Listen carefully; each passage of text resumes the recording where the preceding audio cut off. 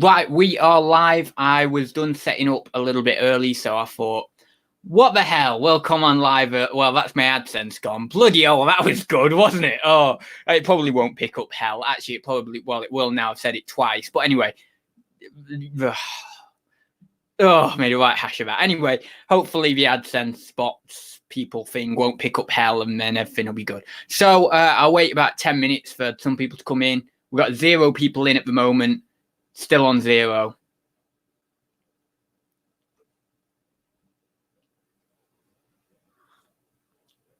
Still on 0. Come on, people. Where are you? Bloody hell, here we go. Right. It's on 0. But there's 2 people in the chat. How does that work? 3. We're on 3. Right. Come on. Let's get to 10. Come on. Let's get to 10.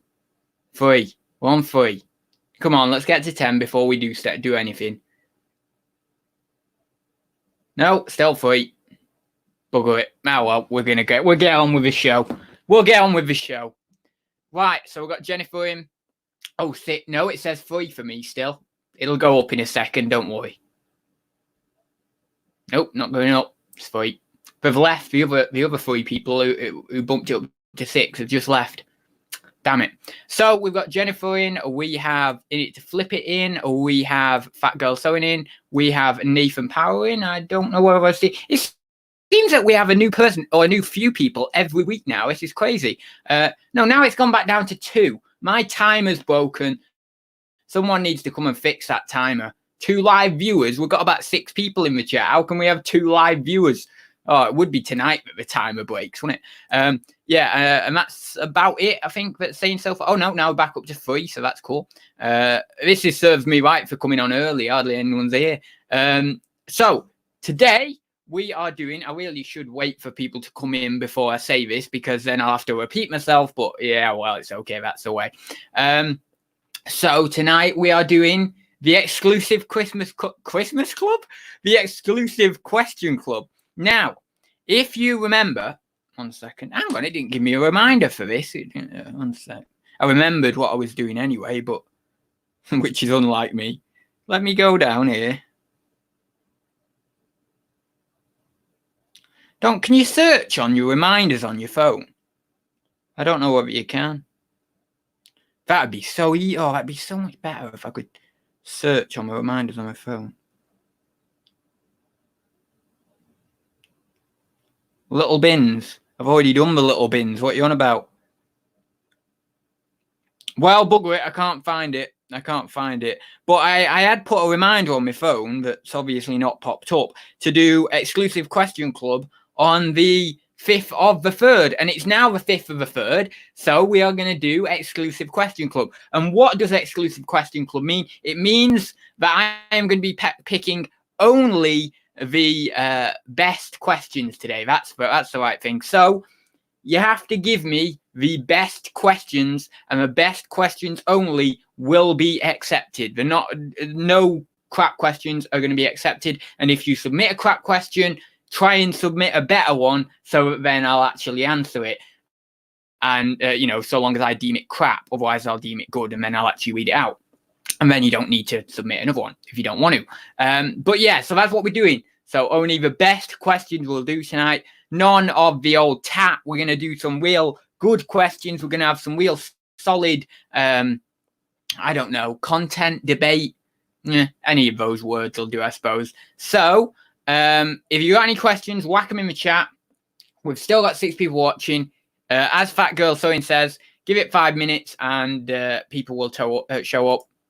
Which, yeah, probably will do. It's now 6:44, so we're a minute behind still. So I guess in a minute, a few more people will show up. So if you've got any questions, whack them in the chat. I've got to think as well, because what I used to do on Thursday Talks, if you remember, is I'd do 5 minutes, 10 minutes of talking about how my sales are or how this is or how that is. So really, I should do that today. So sales, I mean, it's a weird one, as most people will know for me at the moment. I'm not really keeping track of my sales as I need to get to a certain target or I need to earn X amount per month. But the good thing is things are selling. I'm doing my promoted listings. I've not run a sale, but I'm just trying to keep on top of my store and get as many things out, obviously, before September before I go to uni. So yeah, sales are doing okay. In fact, I had a 130 quid sale or something the other day. So that was yesterday or today. It might have even been today, actually. Might have been today. Let me check on my phone.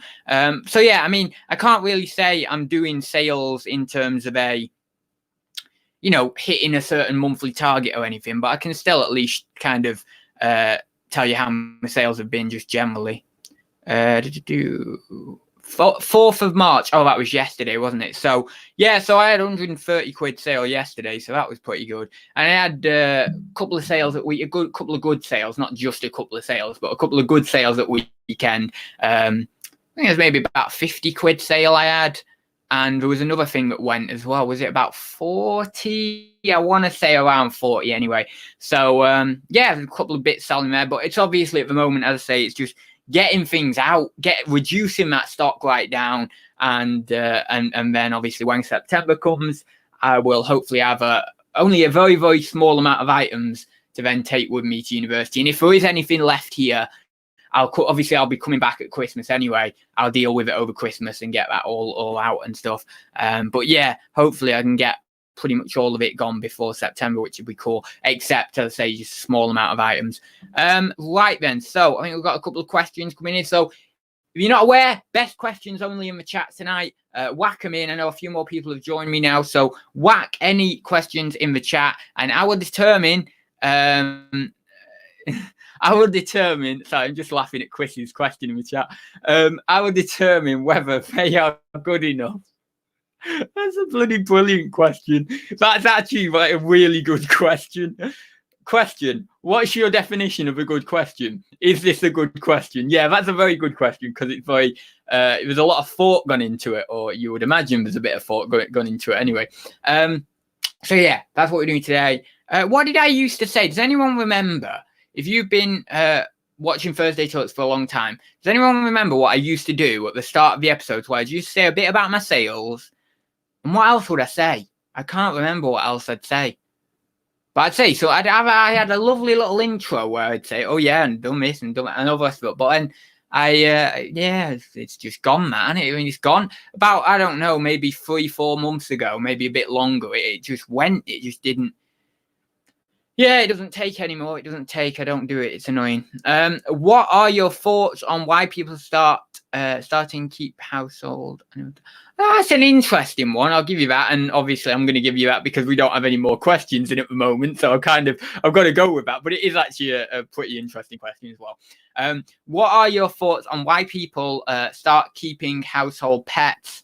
Not working. Oh, right. So you don't mean necessarily household pets that are, or even pets on a farm or something like that that's working. I guess. Oh, no.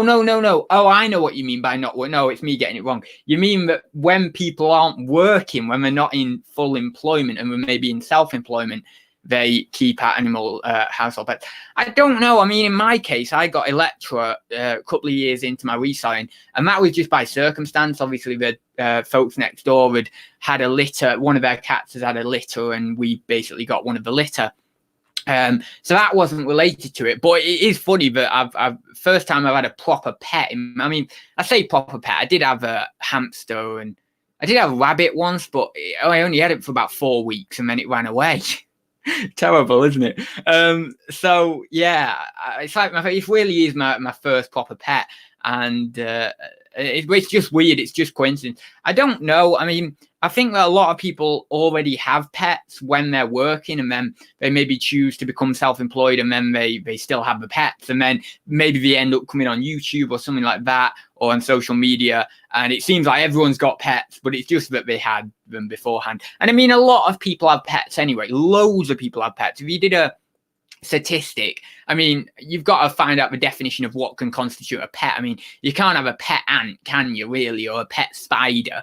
But if you've got a hamster, a guinea pig, a cat, a dog, a lizard, a snake, or something like that, that can be even a goldfish, kind of. Well, yeah, it is a pet, but I don't think on a formal survey it should really be classified as a pet. I know people are going to get annoyed with me for that, but I don't think it should. I think it's just because it's just too low down on the scale, really. So yeah, I think if you did a survey like that, you'd find a lot of the population in this country, especially over in America, I think as well. I think America is possibly even more hot on the whole pet thing than we are. But even in this country, there's a huge amount of people who have pets. So yeah. Anyway, I'll go down. Oh, I've got to tilt this up a bit. Funny about, isn't it? Right, let me go up. Oh, we've got loads of questions coming in now. Drop a question in. As I say, best questions only tonight. It is exclusive question club, which means that I get to choose, in my infinite wisdom, I get to choose whether your question oh God, your question is good enough or not, which is terrible. Anyway, I was going to ask that, but I thought it wasn't a good question. It was. That was a great question. The question about questions was. I think that's the one you were on about.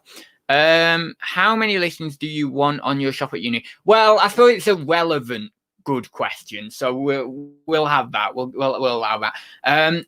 Well, this is the thing actually. I'll talk about this, and this is going to be weird because this chat's going to be a bit about reselling for the first time in a long time. We've already had a little bit of discussion about the sales before, and now we're having a bit of discussion about this. So I had someone comment. Quite correctly actually on one of my videos and said, I said on a video that I was looking to maybe have about 20 or 30 items on an eBay store. And this person commented and said, oh, you could probably have more than that because I'm part-time and I have about 80 items on or something. And I thought, you know what? Yeah, actually, I probably could have more. I mean, I was just going very low at sort of 20 or 30. I just thought probably going to be about right.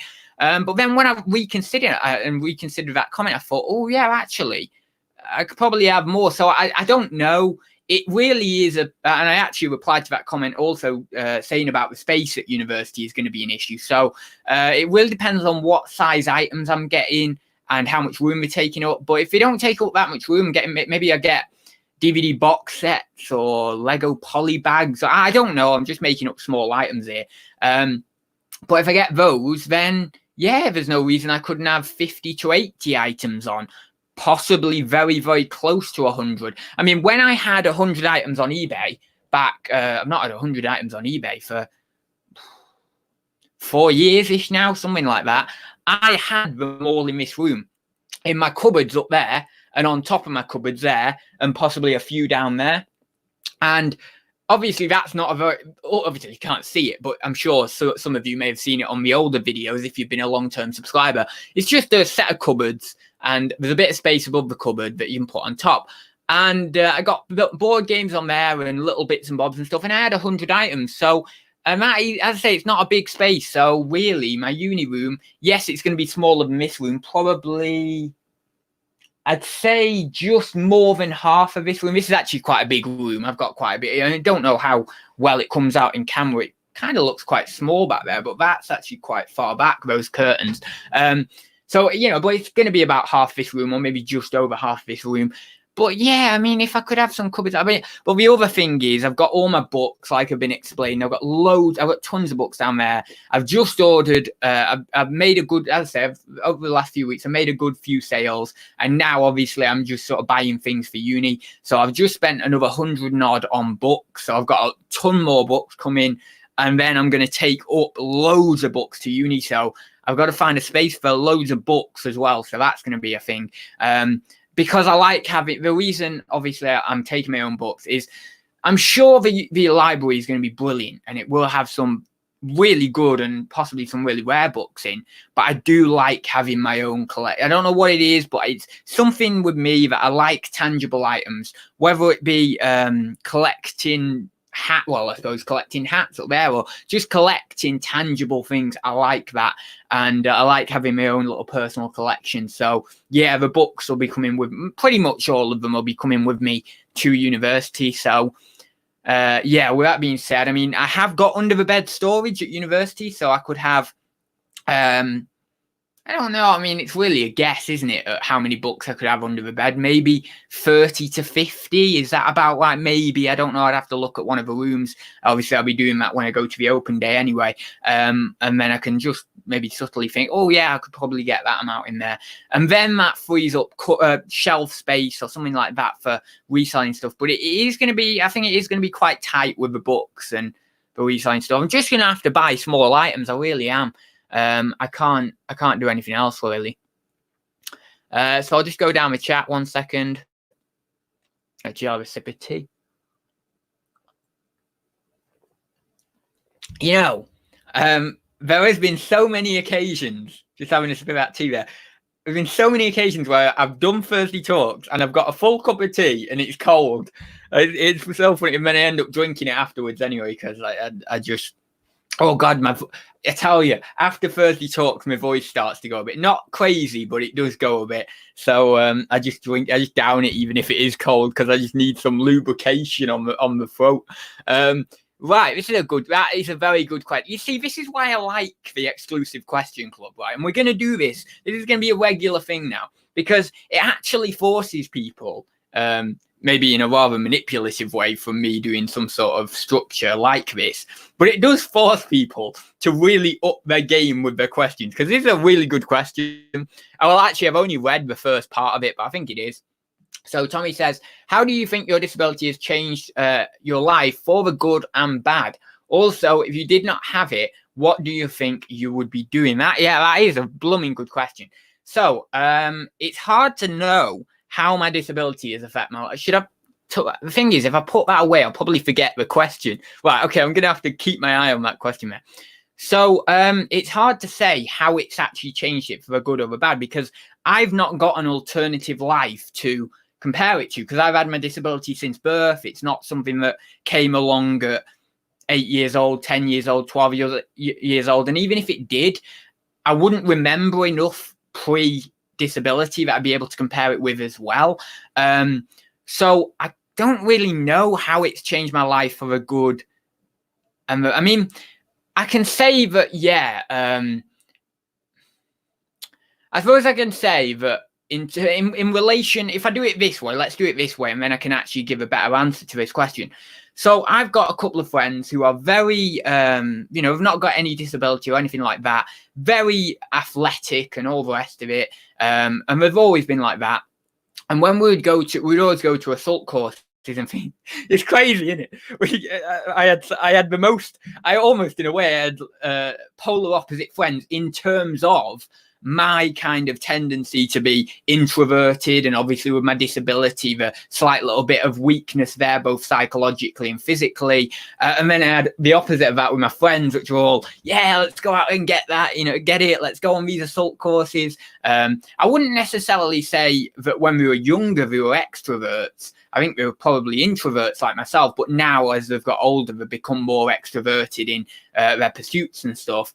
And that's quite a natural thing psychologically as you get older, especially if you actually embrace life and stuff. But I won't go on psychological rant or psychology rant. So anyway, they were really polar opposites, but they would do all the things on these assault courses, right? They would go around and be climbing up these things, doing everything. And I was very, very anxious as a child, but didn't just come from my disability. There was a lot of other stuff I'm going to put in my autobiography when I'm older.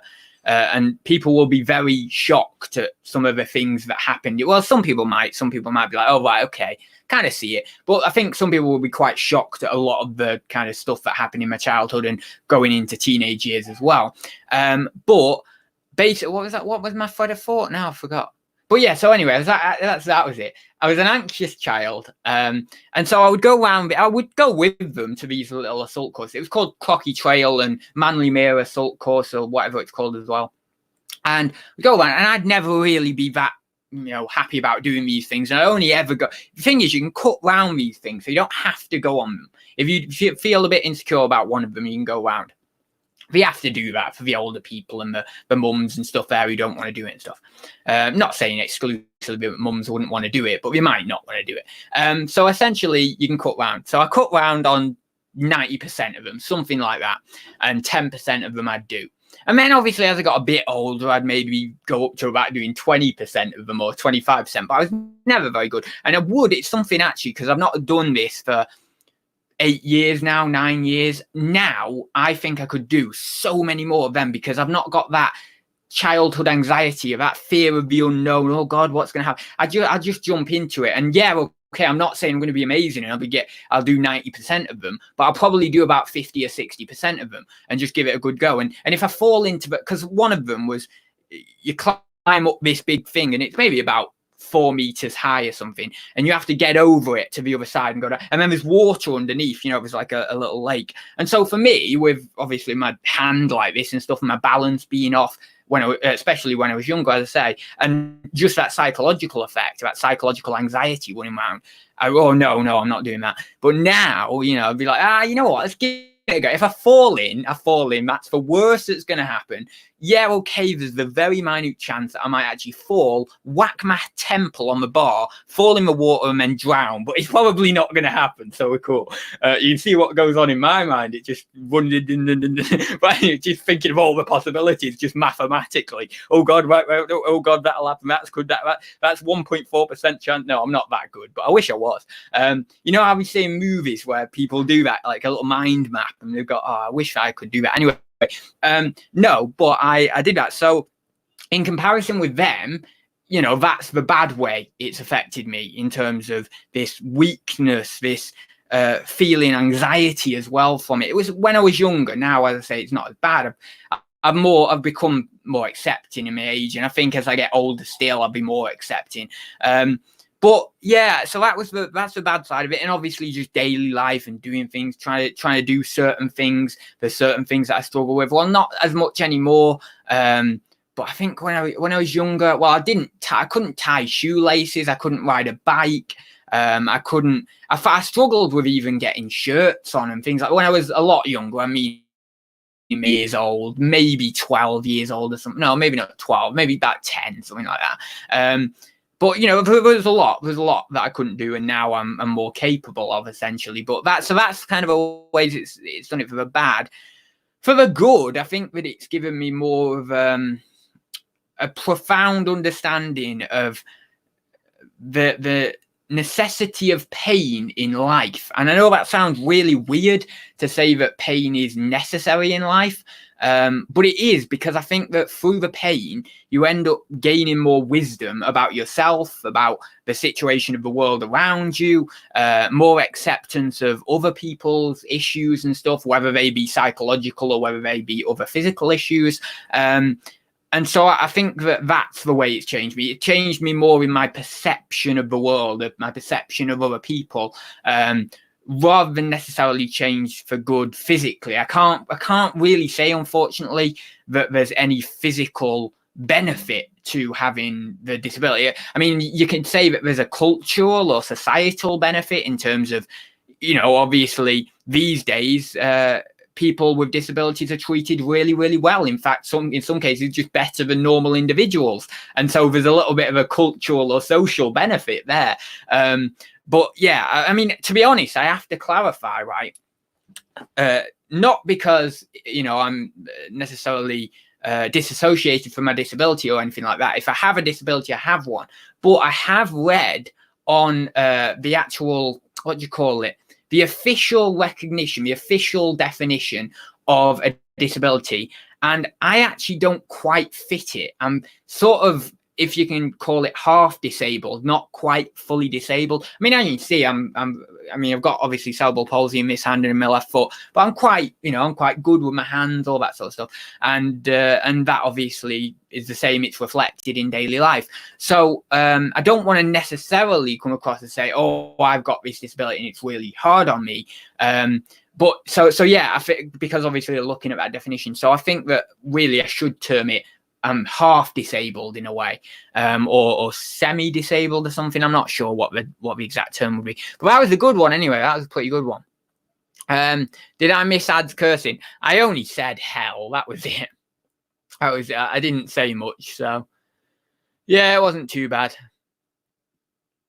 Oh, I feel like I need to burp, but you know when you need to burp, but nothing comes up. And you're like, there's just something here, but you need to burp, but you can't. That's eating pasta, that is. That's too much carbohydrate, that is. Right then, let me go down and from the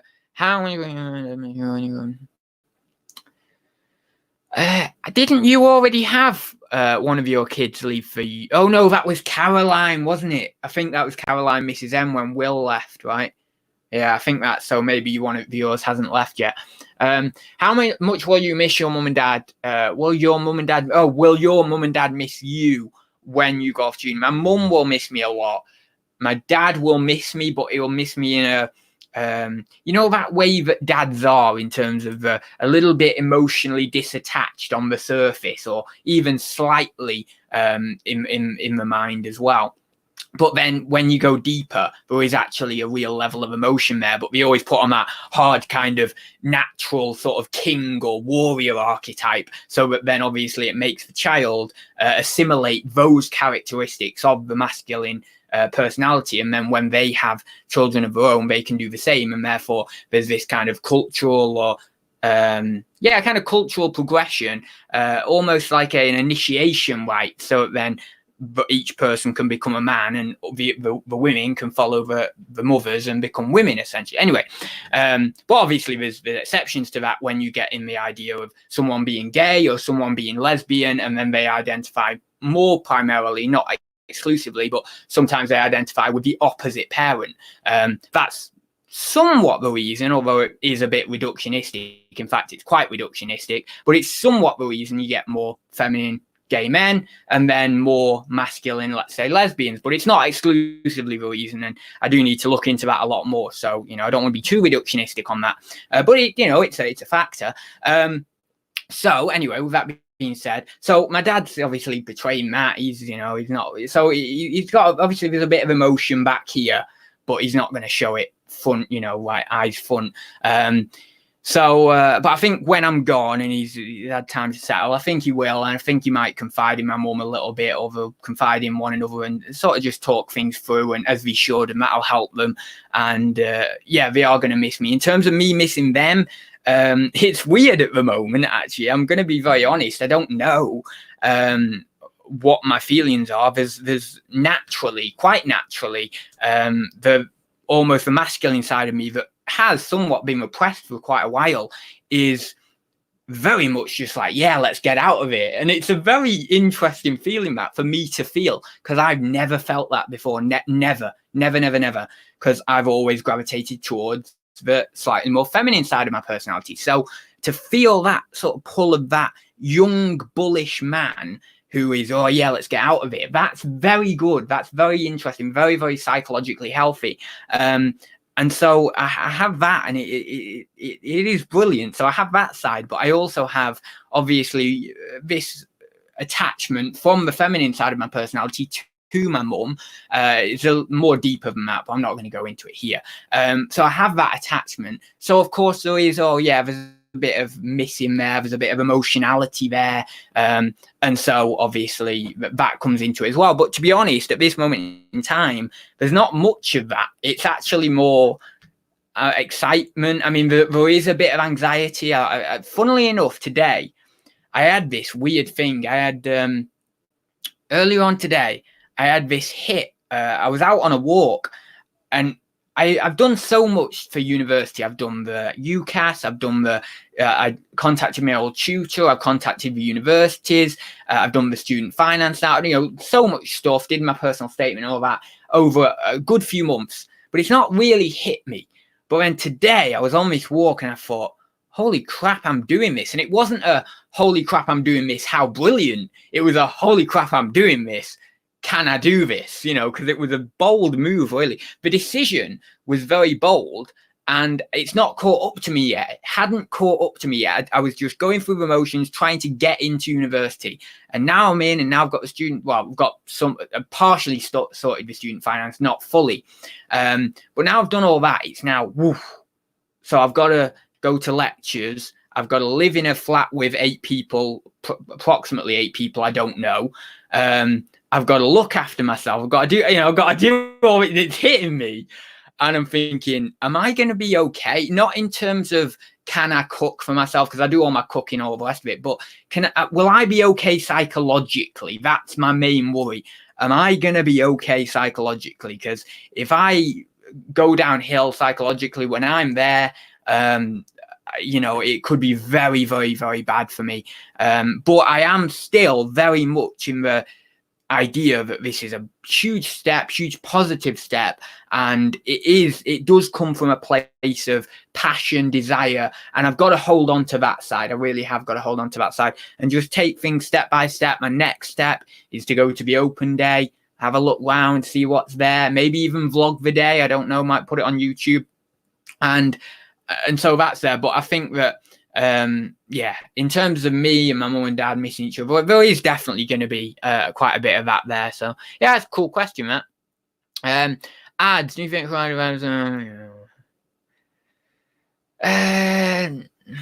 okay, well, I mean, I'm not really actually rejected a question yet, but okay, we'll do that one. Do you think the coronavirus media coverage is more dangerous than the actual effect, actual virus effect? I think that the news always glamorizes it, and so, and I'm not a fan, right? Well, no, actually, I'm a hypocrite in saying this. So, you know, we used to have BBC, but well, we still have BBC Breakfast, as far as I'm aware. I don't watch the news, but I think we have in the morning, and they're very good on BBC Breakfast, or they used to be. And they may put a little bit of their own opinion into it, but we're not that opinionated in terms of the own opinions of the newsreaders specifically, right? Of course, there might be some level of bias within the BBC anyway, just on the stories. But the newsreaders themselves don't really put much of their opinion into it. And it's brilliant, and it might still be that way on BBC. But then we get ITV. And ITV I always consider as the American especially for news, the American kind of news network for the UK, because we have Piers Morgan and Susanna Reid. Now, all credit to him. I actually quite like Piers Morgan. And the only reason I quite like him is because he's not afraid to say what he wants to say, essentially. Now, that can be a very negative trait, and it can annoy people and stuff, but it's a trait when I see it in people that I do respect somewhat. So, but I do see there's a lot of people who don't like him, and I do get why that is. And obviously sometimes he goes a little bit overboard, and I can see that as well. But but what happens on that is they put so much opinion into it now. That's why I call it the American news network, because over in America, what you find is on the news networks, they're very animated, there's very characters, you know, but they put a lot of their own opinion into it. Now, I don't like that for the news because I'm British. Why would I like that? I like the news to be someone sat there as a robot, basically, almost a robot, obviously an actual human, but they're almost reading it off like a robot and saying, this is what the news is. I don't like the whole fanfare, glamorizing it. Oh, yes, and today we're going to do it, and I think this is the horrible, and I think this is what, you know, that's just my opinion. And people can disagree with that. And so, obviously, from that, we also get more of the news actually glamorizing these stories as well, on the internet and on this and on that, on Instagram and all the rest of it, and on news stories on Google and stuff. And I don't like that. And I do think it is worse than the actual effect of the stories. The worst ones, of course, I don't really know whether I've seen that many of, but the glamorizing things that shouldn't be glamorized. I was going to say death, but I don't think I've seen a raw example of a news article really glamorizing it. But and when I say glamorizing, I don't mean presenting it in a really positive light, but I mean just sort of bigging it up in any sort of way, like really just bigging it up to more than it actually is, essentially. And so, but you do get, and you also get people like glamorizing in the positive way, in like, you know, really glamorizing something positively and having that effect. But I do think it is, I think it is more dangerous. And I think that if people just chilled and looked at the facts and stuff, it'd be, oh, right, okay, it's fine. I mean, for me personally, if I get it, which might be the case, I don't know. If I get it, I'm trusting in my body that I'll recover. I'm a young guy, you know, as long as the NHS doesn't get massively, well, even if the NHS did get massively clogged up, even without treatment, my body would probably just get me through it, because your body is strong. Like people say, oh, bodies are weak and all, humans are weak and all that, and I've said that a lot.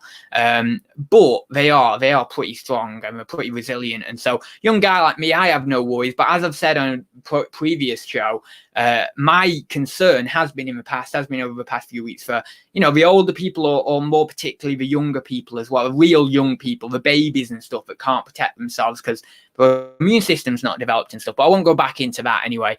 But yeah, so it's I do think it is fairly dangerous. So people are giving me good questions tonight. I can't actually say no to some of these. This is good. This is what we want. We want people to give solid questions. We want people to give like really good questions. So then I don't have to skip. So if this is the level of quality, we're good. Question: if you could make a rule for a day everyone had to follow, what would it be? You know what? I'd probably say, oh no, wait, we already have those on Saturday and Sunday. That's crazy. I was going to say everyone stop work for the day, but we already, oh my God, I'm so stupid sometimes. No, so I can't say that. You know what would be good? It maybe not my first choice, but I can't think of another one at the moment, but I know there would be another choice that would be before this. But one thing that would really be good this day and age is we have one day where no social media, no interaction with YouTube, Facebook, Instagram, Google, anything like that. No, and not even social media, but even maybe technology, extend it out to technology. And that'd be really good. That's got to be up there as one of the ones. We could, we could actually make that an annual day. We could make that an annual day where sort of the governments of the countries get together and say, God, blooming hell, I lost my voice there, fog in my throat or something. One day, all the governments get together and say, right, you know what, worldwide, we are declaring 5th of March or 27th of April or whatever the date is, doesn't really matter, as not international, global no technology day or some, they'd produce a better name than that, of course, but I think that would be really, really good. I think that'd be really generative for people. And also with a little kind of side note on that day of try to actually interact with people, with more of your friends or with maybe even people on the street and stuff, but you don't know, you're too busy on your phone looking down at it like that. The other person's on his phone, you walk past each other, you don't say anything, even if you might have seen them on the street before, they live not far from you, but you don't really interact that much. But it's, it's nice to say, oh, right, how are you doing stuff? Because there's no technology being a barrier there, or even like you're on your phone.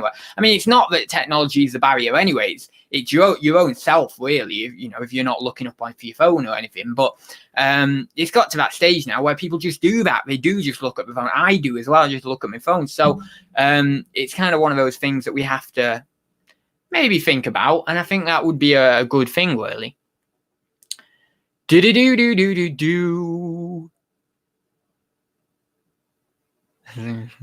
I'm not going to answer that one because it's not as good, and I need to reject one question today, so I apologize. But anyway, I've got to reject some question. I'm just going down the chat. Give me 5 minutes. It'll take me 5 minutes to get down all this. What is going on? Whoa, we got too much chat. Oh, KLC is in. Hi there. Oh no, I've gone far too. Oh God, the chat is going like crazy. Right, okay, I'm gonna have to go down here pretty quick.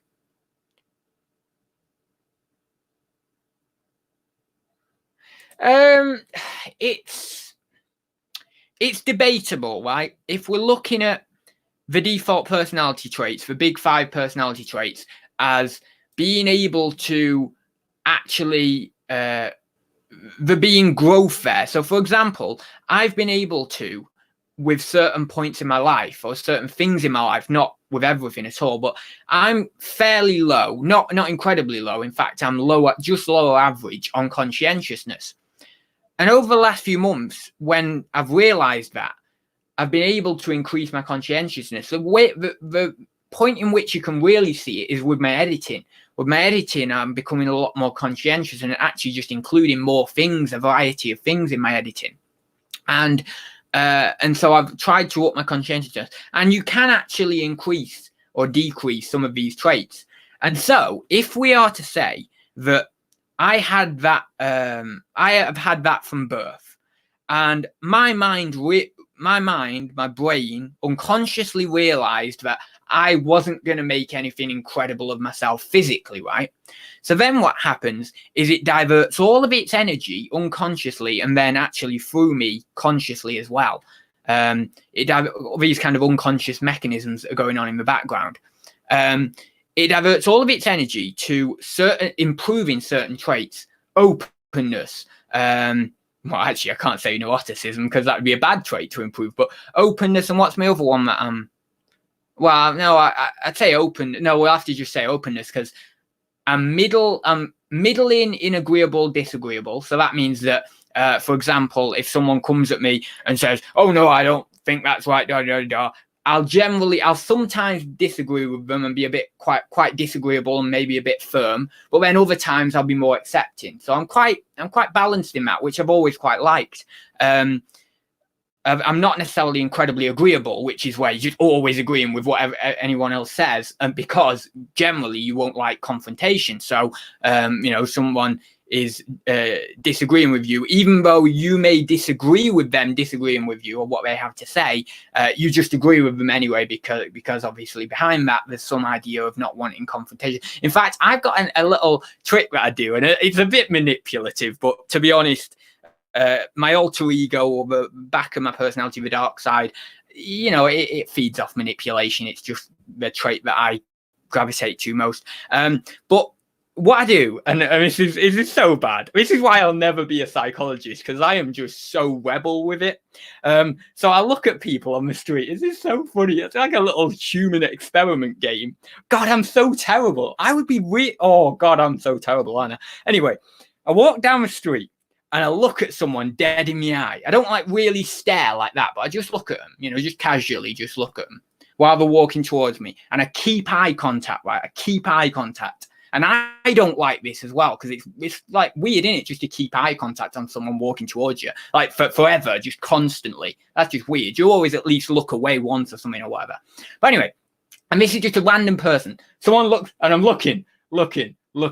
And then depending on the time limit it takes them to look away or look down, and you'll find that a lot of people look sharply down straight away. Agreeable. They're agreeable people. So then you know that they're high in agreeableness. And then obviously if you wanted to, from a standpoint of evil dictator or manipulative person, you can manipulate them based on that. It's very, very good psychology. This is why, as I say, I'll never be a psychologist, because I will use my dark side too much, and I'll probably cure a lot of people. I probably will, but I won't do it in the confines of a actual clinical setting that's all rigorously, sorted and everything. I'd rather just be like one-to-one, someone there just coming around, and I just literally be exactly myself. And then, because in clinical practice, it's like this objective persona that people portray, social persona, the social persona of the psychologist or the psychiatrist. And I've never got on well with that social persona. I don't think it's a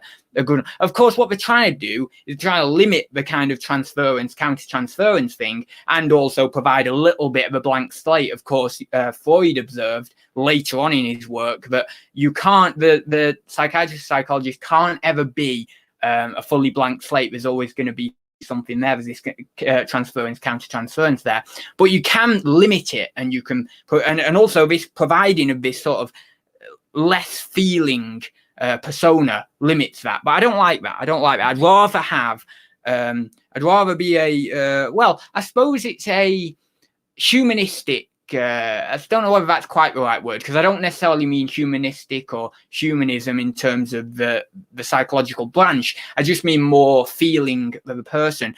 But I suppose maybe a more, human, spiritual, transpersonal psychology, that sort of realm that, I'm not, but even in transpersonal psychology, they still have the psychologist, psychiatrist persona thing that they put up, and I don't like it. I think it's crap. I mean, yeah, okay, it probably works, no doubt. It's been tested, all the rest of it, over many patients, or many clients, or many Alazans. I think I'm reading a book at the moment. I didn't even know it was called I can't even say it, Alazand or something like that, anyway, to refer to the person being analysed. I've never heard that before, so that's interesting, new information. But no, I don't like that, and I wouldn't be like that. Anyway, what was I talking about? Oh yeah, so what was the question? So yeah, anyway, and my brain might have put a lot of its power away from all the physical. Oh, don't be an extrovert, don't be this, don't be. Oh yeah, that's the other thing. It might have actually turned me more. Yeah, that's it. That's what's happened. It's possibly turned me more introverted, more intuitive, and then obviously it might have gained me a little bit more openness. But I also believe I'm of the camp of the fact that actually the default personality traits are partially from the structure of your brain as well. So when your brain grows in the womb, that kind of structures the kind of sort of idea of where you're going to go, the road you're going to go. So therefore, just naturally, in the tendency of the actual physical structure of my brain, it has that more openness side to it. Now, other people might be able to learn a higher openness, but to get to the level of openness I am, or someone else is who is also high openness, I don't think they'd ever really be able to get that high. I mean, I'm between I've done a couple of tests and I'm very, very high. I'm about 85 to 95% in openness out of 100%, which is, pretty high. And that's the ability to, it's openness to experience. So it's, your openness to different experiences coming into you. It's also the ability to connect things up, connect links up in different subjects. So, for example, I can link up all the world's religions in certain ways. And, you can link up all these different traditions and all these different ideas of different people. It's incredible. It's absolutely incredible. But but I don't think, it's simply just that it's obviously a nature thing. I think it's a nurture thing. And then, I suppose they're both, aren't we, really? But I think it's basically from birth and also from actually just the physical growth of the brain in the womb and also over time in my life as well. But I don't know. It's one of those things that you can do a lot of research on it, but you don't ever really know, do you? How would you really ever know, fully? I mean, it take a lot of research to be able to, for scientists or neuropsychologists or anyone really, to actually definitively say, yes, that is exactly the way. Because it's like in science, in physics or in biology or anything, they're always learning different things that then goes to counter the old knowledge that we learned. They come along with something and we say, oh yeah, this is it now, we've got it, we've sorted it. And then the next few years they come out with something else and oh, well, no, actually, that was slightly wrong. For example, in quantum physics, they come out with all these things, theory of gravity or whatever, and then we come out with quantum mechanics, and then quantum mechanics and gravity, the theory of gravity or theory of relativity don't quite fit in together, and now physicists are having to work on a new theory to combine them together and all the rest of it. And then things with the body. So we think that this organ works in this way, and for 50 years it's right, but then we find one new little piece of information and oh right, no, actually we just need to subtly adapt that a little bit because we're not quite right. So it's like, when are you ever gonna know fully? You can't let me know fully. You just have to accept that this is the way it is, this is where I am now. We can theorize, we can hypothesize, we can kind of think about possibly how it almost has come to be, but we'll never quite get there fully. And I think the time we get there fully is the time that there's nothing else left to do, is there? There's no more progress to be had. And then you just sat there thinking, well, are you going to push the button or am I? And then nukes, and then you're like, right, okay, I'm pushing the button. And then nukes go all around the planet and go, done, So, and that's it. That's basically the end of the human race when progress stops. So progress must always continue. Otherwise, there'd be no purpose, or there'd be no supposed purpose, because obviously progress is a supposed purpose created by humans to find some sort of home in this very nihilistic and weird, eccentric, odd, random life that we don't really know anything about. It's just simply, it's just a way of trying to stop those thoughts of death, really, isn't it? If you every activity this is a very nihilistic way to categorize it, but you could categorize life like this: every single thing that anyone does is simply a product of getting rid of that little thought in the back of my mind that I'm going to die, I'm going to die, I'm going to die, I'm going to die. I know it's a very, very bad way of looking at it, but, and it's not really one that I would choose because I'm quite a positive person. But saying that, I do embrace the negative quite a lot. But it's a funny one to think of when you think about it. You really get that. Why am I doing this? Why is it that I'm doing this? Is it because I love it? Is it because I have this fear here? What is it? What is it that I'm doing this for? In a way, I think if you really looked into it far enough, it would get back to either, I think really it would either be, and this is a very Freudian perspective, I suppose, but it would either be that kind of death or that love, essentially. But I don't know. I mean, we could say if we're not being so negatively reductionistic, we could flip it on its head and say that everything comes from a standpoint of love for life. So instead of for fear of death, it's for love of life. And so that works. Actually, that works equally as well. So we could then say, well, okay, we've got those two ideas. So which one do you choose? And then it becomes a question of motivation. Because if you've got, right, we can think about it in this way, the death way, which is a negative. We can think about it in the life way, which is a positive. Which one do I want to go with? And most people, pretty much everyone, will go with, most people, everyone basically, will go with the positive, if that was the positive finger that I was displaying. Anyway, go with the positive. And it makes you feel more enriched that way. And you feel, oh, yeah, I feel good. But I think it's always good to keep that idea in the back of your mind. Oh, well, you know, maybe it is. Maybe I am running from death. Maybe that's the thing. And when you actually keep that in your mind, you actually get more perspective, because you learn to appreciate life more, because you've always got an idea of, oh, maybe that is the case. And if that nihilistic case is the possibility, then, or is actually the case, then, you know, I've got to appreciate what I'm doing now, essentially. I've really got to enjoy what I'm doing now. So I think there's weird two things that contrast each other, but also at the same time, you need these two things. You need to look at these two things at some point in your life. And when you look at those two things and you really see them in clarity, you think, oh, that's pretty interesting. Anyway, so we'll get on with chat, because I've just rambled for 20 minutes there, and I'm way far down the chat. I'm way far. It's, what is it? 7:32. Oh wait, I'm not even wearing a watch. 7:32. I just looked at my computer. That's all that was. Right then, let me have a look. Oh, DB Resales is in. Oh, who's that? I forget. Adrian. No. Bugger it. Forgot his name. I went over to his channel the other day. Damien, right? Damien. I think it's Damien. Might have got that wrong, but I apologize if I have, but I think it's Damien. Oh, Georgina's in. Hi there, Georgina. I forgot to say hi. Actually, I forgot to say hi to a few people. So Carl's in, Peter's in. Who else in? Lucy's in, although I already answered the question, so that's cool. Kelly, the ecom mom is in. Can't see anyone else. I don't think so. Cool.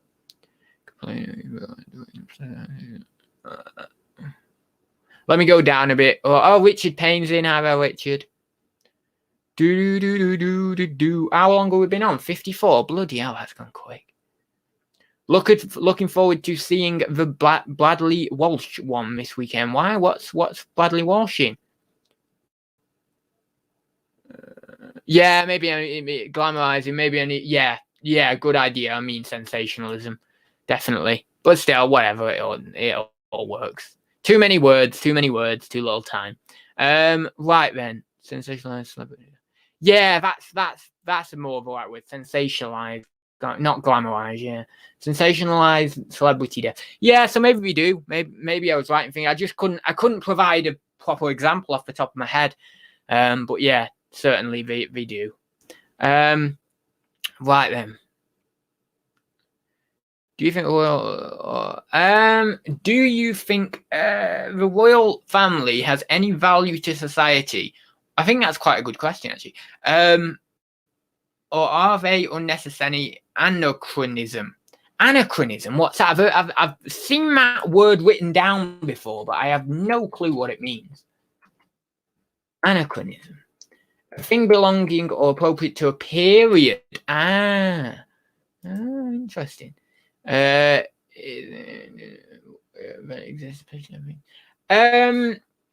think there's a strong argument for both, really, because we have. I don't know the numbers of what the royal family brings in for the country or anything, but I know they do attract a lot of tourists. I know they do have merchandise or something themselves, and that goes, a portion of that goes to the government or something like that, or maybe quite a large portion. I'm not sure. But they do certainly bring in some value for the society or the country. And so there's that side of it. But then we have the fact that, yeah, is it just outdated? is it just that, this is just an outdated thing now, really? I mean, but then again, we can say outdated or we can say traditional. It depends on how you look at it. You can say, well, outdated, or we could say, well, it's traditional. But then again, is tradition really worth it anymore? Is that tradition worth it anymore? I don't particularly like the idea of necessarily people who are born into royalty and then they get all this fame and money and fortune and all that bestowed upon them. I don't particularly like that kind of thing, the whole royal blood type thing. But of course, I've always been interested in history, and in particular, I've been interested in the kings and queens. I love the kings and queens. I love researching all of them and different, all the cool things that they did and stuff. And Richard III, I loved researching Richard III, and also King Charles II as well, and all of these different kings and queens that had character behind them. But then again, they belonged to the 16th century, but I don't know, 13th century, something like that. And so I suppose that in a way, yeah, it was fine back then, but now we're 21st century. I don't know. It's a hard question, really. It really is a hard question. I think that they possibly should stick around if basically, I'll phrase it this way. They should stick around if the value to society is worth it in terms of monetary terms. If it's really a lot of money that they're bringing in for the country, and saying that money, which I don't think it probably does at the moment, but if that money then gets dispersed within the society in the best way possible, then yeah, they should stay. If not, then really there's not any point in them being around. Really, we should just like scrap it. But yeah, I wouldn't necessarily class myself as a royalist or anything like that, but I have always had just an interest for the monarchy in Britain. I just think it's interesting. But yeah, there's a lot of stuff to be talked about with that, really. That means we'd be guaranteed a no sale day. Oh yeah, it does, doesn't it? If we had one day without technology, we wouldn't have a no sales day. That's crazy. Nah, it's not that good. I'm not going to answer that one. It's not that good. I know everyone could see that. That's a very bad. That is a very bad thing, right? If everyone can see that, and I can see it too. Well, actually, it's not a bad thing in my own view, because it means that if I can see it, and so long as I don't act upon it, I've tamed my shadow, I've tamed the dark side of my personality. But still, I can definitely see it, and that's really bad. So, yeah, I don't know. The thing is, it's bad not because it's bad because it's good. I know that doesn't make any sense, but because, let's say, I may have more heightened awareness of that dark side, that's good, because it means that I can act consciously not to do things like that are evil. But it's bad because also you can quite easily get inflated by that dark side of your personality, and therefore you end up doing these things. So it's good and bad at the same time. But I can imagine a lot of people being you see, it's the eyes. See, when you look in my eyes, you see there's, I don't know whether you can see it there, not really, but you just that bit of evil, isn't there? You can see it, can't you? So yeah, you just got to be careful, haven't you? You got to be careful. You could be a racing commentator. I don't know. I don't think I've seen horse racing. I don't know whether still don't know whether I've actually watched any commentaries of horse races, but I'm not sure. Maybe, but it's not really my kind of line, to be honest. That. All right then. Let me go down. Diddly diddly diddly doo. Skiddly diddly jiddly. One of Ad's answers could fill a book. Could you imagine? Oh no, actually I can't say that because I've got a video coming out tomorrow about that. Oh god, that's terrible. I can't say that. Well, let's just say, could you imagine if I did a book that isn't something that's... No, I can't say that. 1 second. I'm thinking in my mind how I can phrase this. Imagine just imagine if I actually did a book on a topic that was an academic work. There we go. I can say it that way. Yeah, okay, that works. I'd probably do about 1,000 pages. People wouldn't want to read it. People wouldn't want to read it because I'd repeat myself about 4 times, and then I'd say, yeah, and then you can look at it from this perspective, and actually you can look at it from this perspective, and if you look at it from this perspective, you get this idea, and I'd go ham on it. I'd go ham on it anyway. But I'll probably do that at some point, and people who want to read it can read it. Actually, here we go in the chat now. If I did a book, right? This is so good. This is so good. Anyway, you'll get why it's so good tomorrow. You will get, if people in this chat, right, if you're here tomorrow on the video that's coming out tomorrow, you will get why this is so good, right? People in the chat, if I did a book, right, would you buy it? Right, this is so good. This is so good. Anyway, right, okay. If I did a book, if I did, this book thing, whatever it is writing, would people buy it? Would people buy it? That's the question. Because you got to have a readership.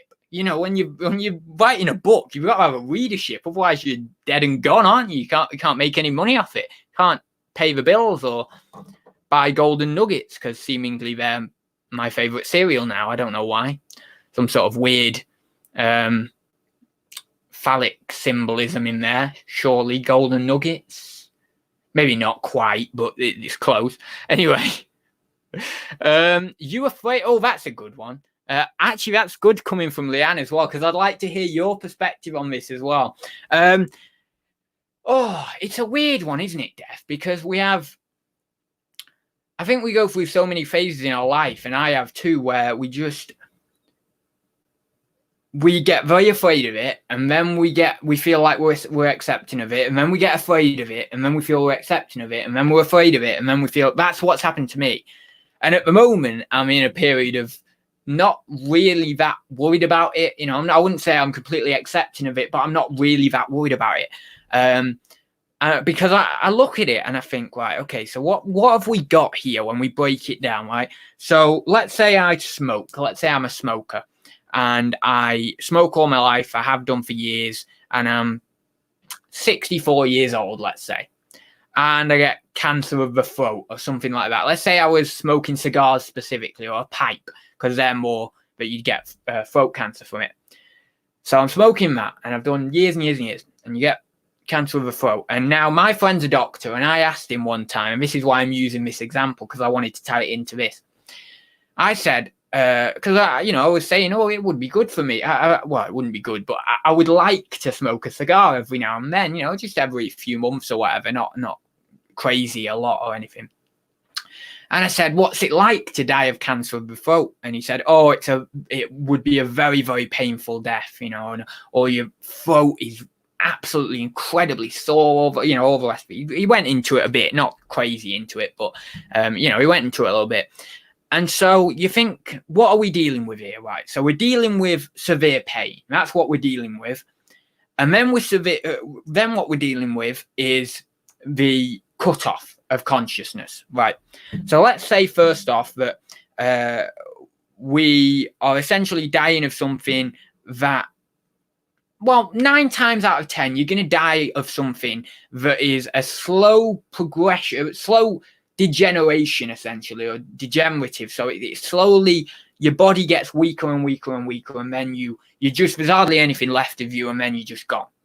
So if you think of it like that, and your neurological processes are going down, and you're not really feeling like you're here, or you're in that space, or you're in this, you're in this world, it's not so bad, because that's nature taking you by the hand into unconsciousness, which is death. All death is unconsciousness. It's a blank of experience. There's no experience. It's just blank. At least that's the popular belief. We don't know, actually. It could be a heaven or a hell or whatever. But from my opinion and from popular opinion, death is blank. No experience.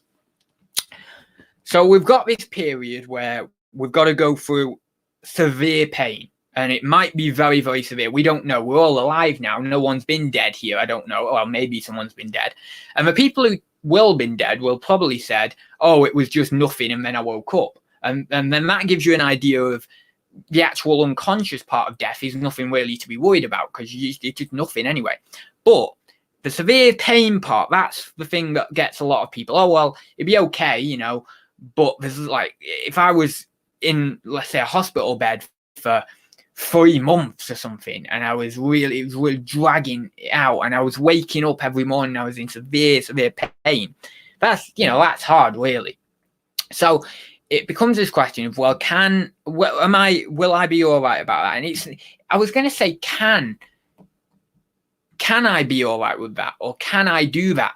But it's not a case of can I do that, because it's coming for all of us. So it's not a case of I can't die. You see, I used to think when I was really young and very, very unaccepting of death, I used to think, I don't think I can die well.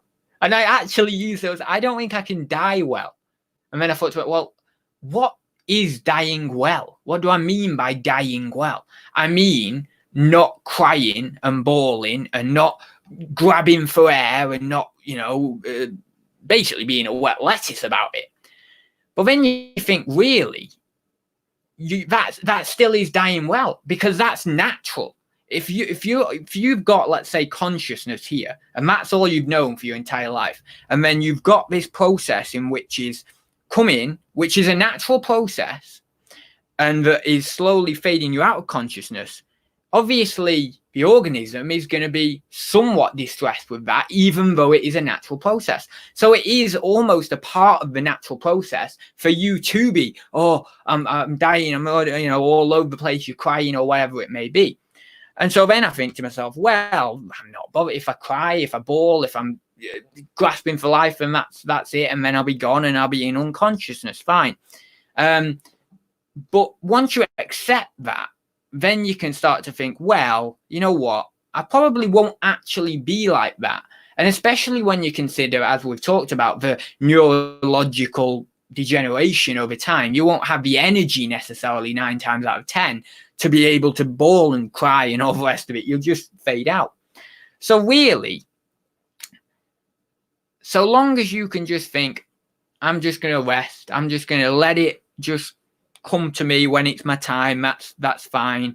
And this is not to say that you don't put up a fight when it's necessary to put up a fight. Like, you, for example, you get the coronavirus and you think, well, I'm dead, that's it, I'm just gonna lose the will to live now, and then you're basically dead or whatever, because I do really think, and I'm not a religious science guy or a new thought movement guy really in any extent, but I do think that positive and negative emotion can affect your ability in some regard, not in the regard of the new thought movement kind of idea, but in some regard it can affect whether you're going to get through an illness. So for example, let's say you are diagnosed with terminal cancer. I do think that if you were to do a study on loads of different people, and maybe loads of them were positive and then loads of them were negative, more of the people who were positive would actually survive than the negative. I do think that. I do really believe that. I don't believe that mentality, as in the kind of the new thought idea, is completely can get you through anything or everything or anything like that. But I do think it does have a bearing. I forgot what I was talking about. Oh yeah, so when it's your time, you just let go. And then, the pain is there, the pain is present. You just experience whatever you can experience for the days before your death or the weeks before your death. And you go. Unconscious. And then whatever happens after the unconsciousness, if it's unconsciousness forever, if it's reincarnation, if it's heaven, if it's hell, well, actually, no, if it's heaven, it'll happen straight after the unconscious. In the case of reincarnation, I would argue that you would still have an unconsciousness. So you'd have life, unconsciousness, new life. Whereas in heaven, you'd probably just have life, heaven, or life, hell, with no unconsciousness in between. I don't know why I think that way. It's just something I think of. So, but then, you'd have that. Or as I say, if there's unconsciousness forever, then you'd have that. But that's no concern anymore, because you think, well, there's nothing there to be experienced. It's just unconsciousness. So it doesn't matter anyway. It's the pain, really. That's the thing, isn't it? Oh, Right, and let's go down. Let's go down. Anyway, how can I not focus on death? I'm a bloody philosopher, or I will be a philosopher, hopefully, in the next 4 years when I've got an official certificate to say I'm a philosopher. But in spirit, I'm a philosopher now. So yeah, I can't. And also, one of the main branches of philosophy I look at is the philosophy of being and the philosophy of metaphysics and things like that. So I can't not think about death. I'd go crazy if I didn't think about death. I love thinking about death. I get a lot of enjoyment from it. Anyway, let me go down and let me have another question. Oh, an hour and 12. We better get going in a minute. Right, man. Skidoo-doo-doo-doo.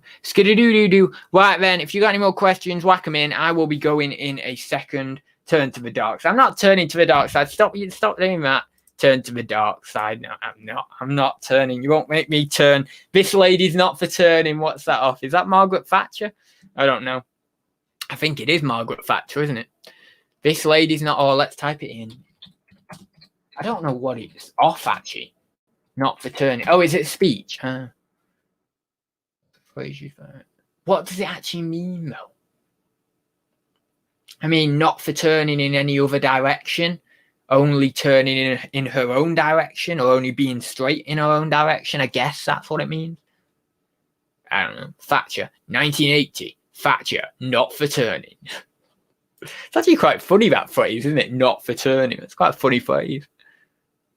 Sounds like it gives me makes me reminisce about zombies. Well, not reminisce because I've never actually seen a zombie, but I mean in real life. But it makes me think of zombies where returning and stuff on Walking Dead. This lady's not for turning. And then you just see Margaret Thatcher walk up to a podium as a zombie. Oh, that'd be so. Anyway. Oh God, I'm so stupid. I'm so childish as well. But anyway. Right, come on. Let's give me another question here. It's when it visits. Yeah, that's bad. Yeah, definitely is. Oh, right, that's everything. So there's no more questions. So, one sec. Let me just go up very, very quickly. I think I saw a question mark, but it might not have been from an actual question for me. Well, I just don't remember what was so being.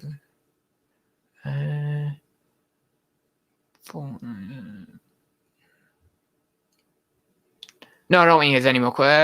Oh, no, there isn't. No, don't think so. Yeah, cool. There's no more questions. So I will leave it there, guys. Thank you very much for joining me. If you did like it, whack a like on it down below. Actually, whack a few likes on it down below because we need some likes on these videos because the dislike brigade are in at some. Oh, it's kind of in. Oh, no, wait. That's not a return, is it? I don't know. Anyway, I'll leave it there, guys. Thank you very much for joining me. I will see you next week. We're not doing exclusive question club next week. It's just going to be normal. Actually, I might do... I could do that fashion show. Maybe the art, or maybe the fashion show. We'll see. One of the two. Maybe get something from the works tomorrow. Actually, I might go and... Yeah, we might do that. So we might do the fashion show. We might do the art next week. I thought something because it's boring, isn't it? Otherwise, we just sat here talking, So yeah, we'll do something next week. Maybe if you've got any art skills, you could do art along with me if we do art. And I will see you in the next one. So see you very soon, guys. Diddly diddly diddly do, scoodly doodly doo, and that's me out.